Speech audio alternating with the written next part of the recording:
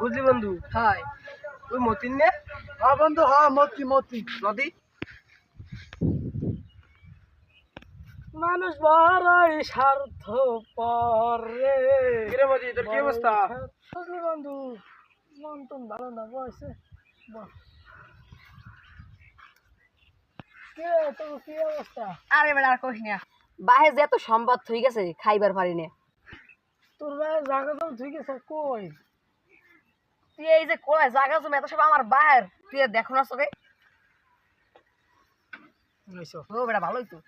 ও ভাইয়া ভালোই তো। তোর অবস্থা কি? তুই কি করো?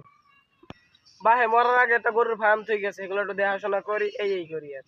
সবার তাই তো শুনলাম, তোর অবস্থা কি? তুই কি করো? বাহেতে বিজনেস গুলো ঠিক আছে, এটা দেখাশোনা করতে পারিনি আল্লাহ। আনো থুই গেছে। তোরা বেজা শহরে ভালো পজিশন নিয়ে আসো, খালি গ্রামে ঘুরে রইলাম আমি। তোরা চাইছে বাবা আনবে কি কর ভাই? তুই যে হেদিন মজনুকে গরু চুরি করলি, তুই নিয়ে তোর আমি পিটাইলাম না? কি জমির হিন্দে আলি চলছে, আমি আইতেছি। তুই হেদিন সকিন একবার